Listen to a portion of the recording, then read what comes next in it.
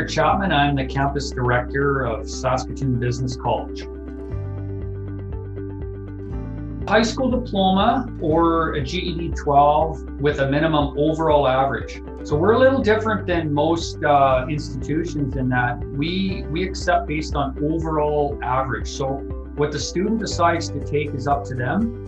And we just basically, calculate your overall average. And if it's say 65% or better, you can get into our business admin program. Or if it's 70% overall or better, you can get into our accounting program. Because I'd say a majority of our students are 25 and over.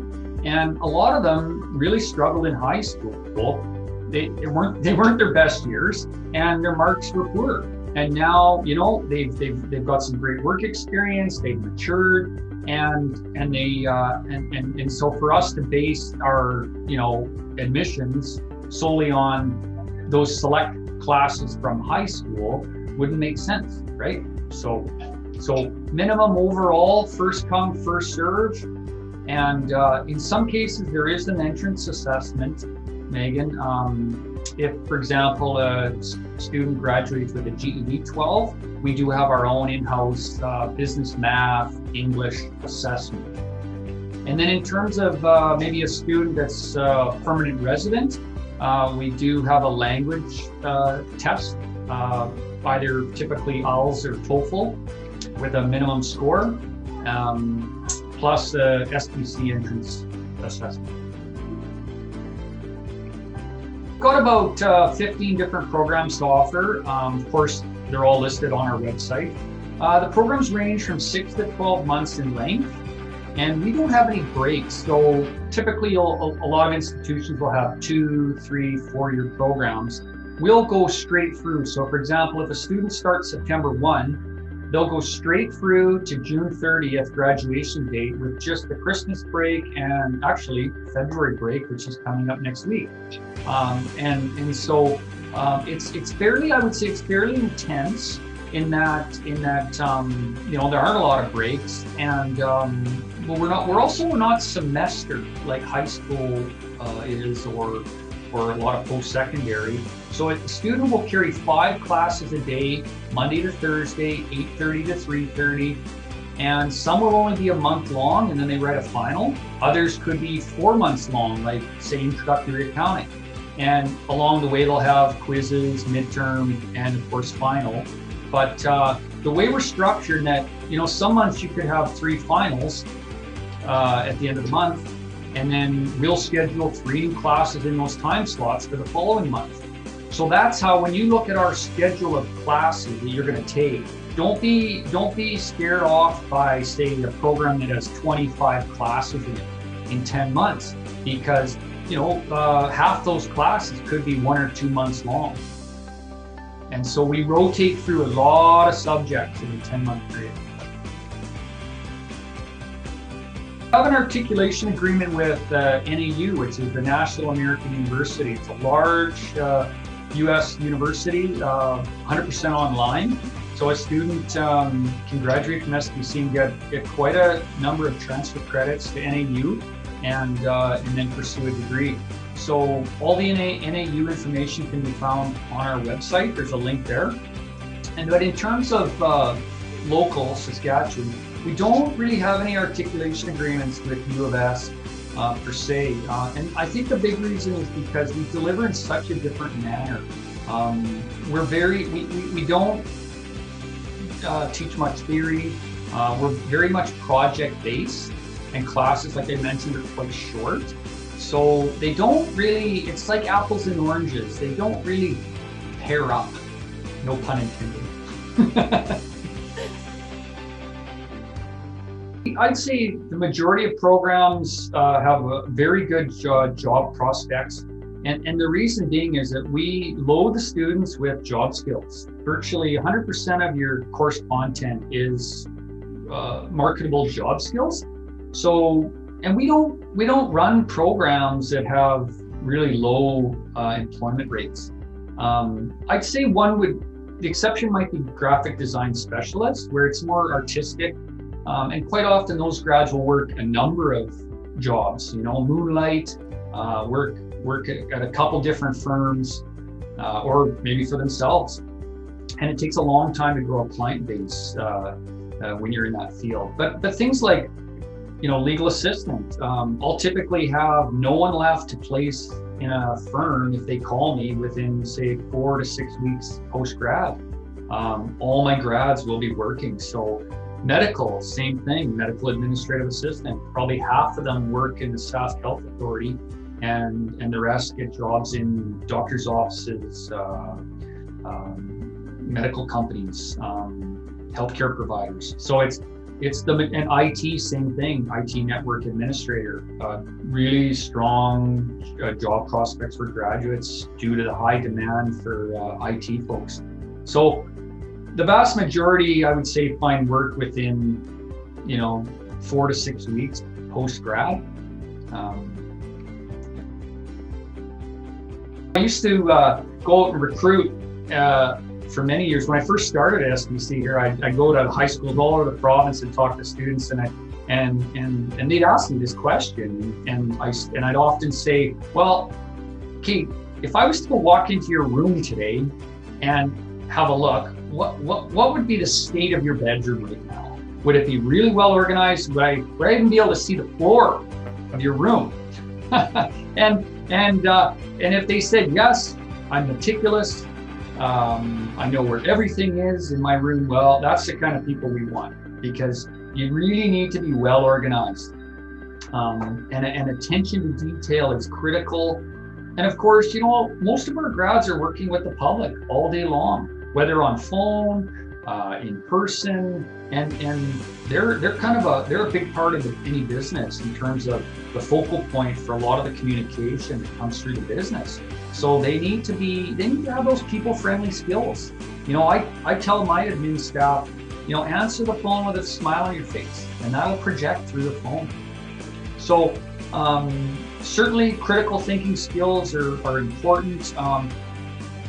Most of our grads now work a variety of tasks in their jobs, and employers rely on them to learn quickly, multitask, and be very adept at taking on new challenges. Because often they're wearing 3, 4, 5 different hats.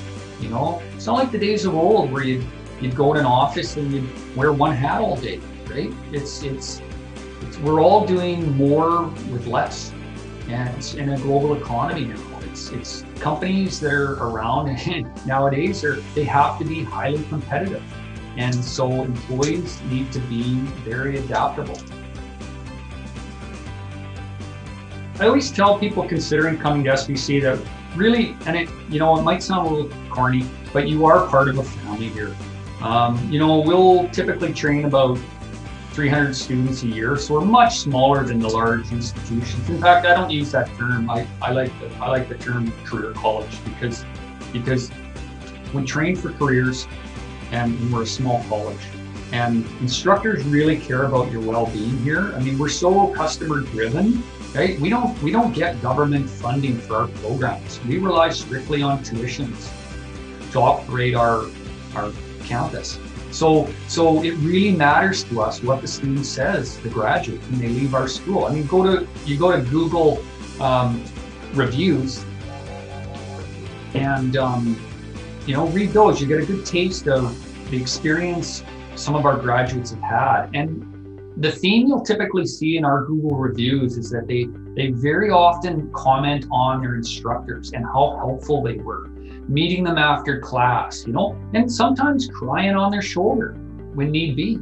And that's part of school, right? It can be very frustrating, very challenging. You're juggling a lot of balls in your life while you're going to school. And the teachers know that, and they're on a first name basis, very helpful to the students. So I'd say, that ease of access to the instructors, you're not waiting for weeks to get a reply from a prof for a dilemma you're having in a class. And I'd say the other major factor is our job placement assistance program, which I'm in charge of. So I work with any graduate who wishes afterwards to help them transition into the job market. So I field a lot of calls throughout the year from companies who are looking to interview our graduates. And quite often, these are employers that don't want to post online and get, a stack of resumes. They'd rather, or maybe they've hired a number of our grads in the past and had great success. So they keep coming back to us. It's that old familiarity. They know what they're getting, right? And so I work with a lot of them, and I know I've gotten a lot of feedback from graduates over the years that they really appreciated that extra special touch we took, that extra effort we took to assist them in transitioning into the job market when they're really nervous. They don't know anyone in the business community, and yet everybody knows it's kind of who you know. Right? You need help, and that's where we can really help.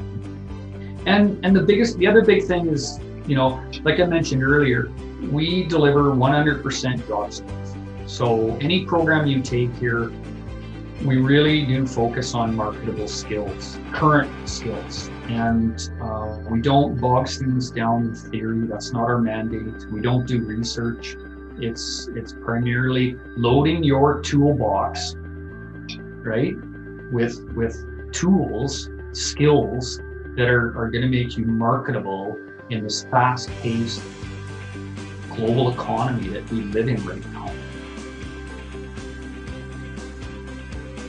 I'd say number one would be Introductory Accounting.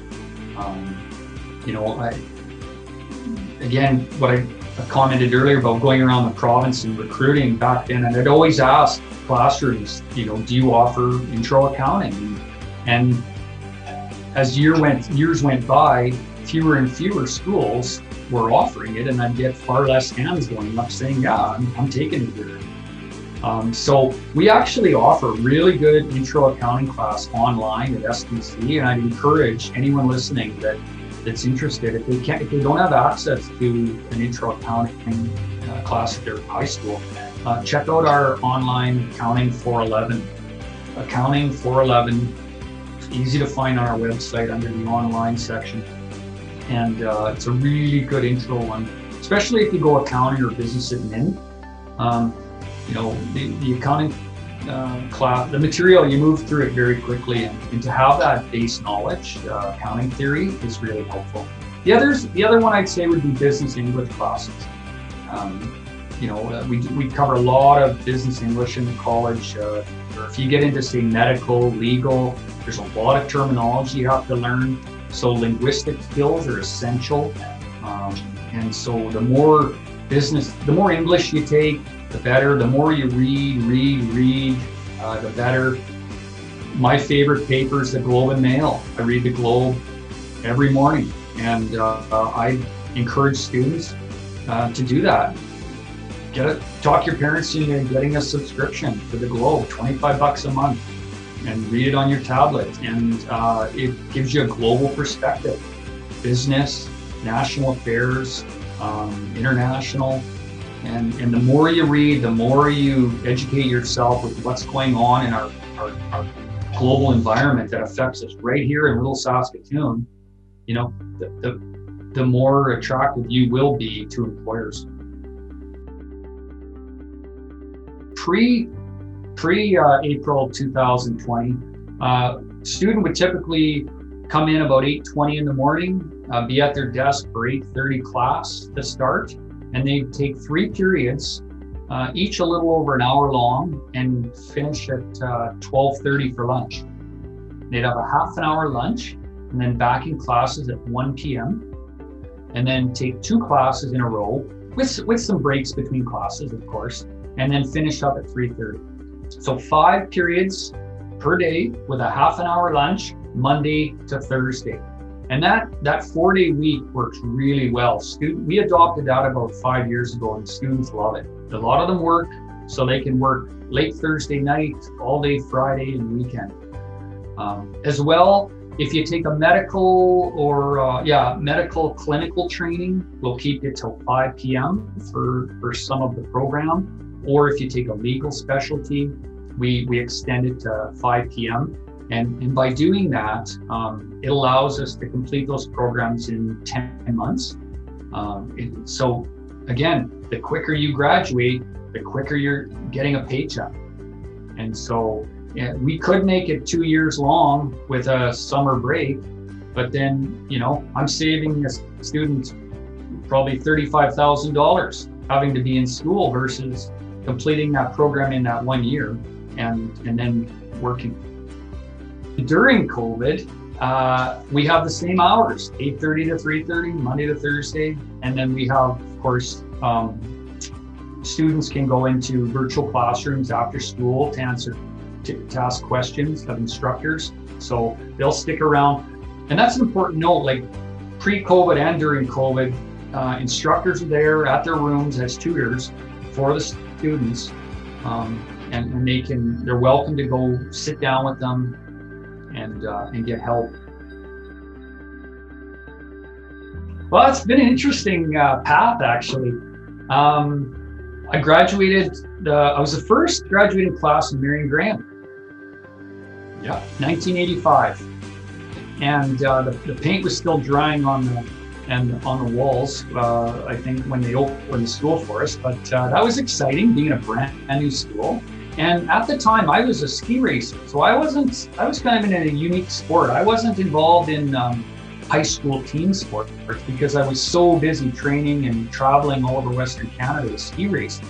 And I wanted to keep pursuing it. There wasn't really anywhere in Canada to do that. So I ended up throwing out resumes all over the Western US, and I ended up getting picked up by a school in Gunnison, Colorado. So I attended 4 years at the University of Colorado, Gunnison campus, and got a Bachelor of Commerce degree and graduated in 1992 from Colorado. And then I was going to stay in the US and work, but my dad talked me into coming home and starting work at SBC. This is actually a family-owned business. My grandfather, Fred Chapman, bought the college in 1951. Prior to that, he was a high school teacher at Bedford Road. And on a whim, he bought the college, and he only got to run it for about 7 years. And sadly, he passed away in a fishing accident on L'Orange Lake. And then, so my grandma ran the college for many years, successfully ran the business. And then my dad, who was also a teacher, he left the public school system in 1967 and came into the college and took it over from my grandma. And he ran it for 34 years. And my dad estimates that he placed about 20,000 graduates in jobs in his working career. Yeah. And so, again, when I finished college in the US, I moved back here and I started working with my dad, and that's when I started recruiting around the province for the college. And so yeah, I've been here since. So I've kind of bucked the trend of having 7 or 8 different jobs in your working life.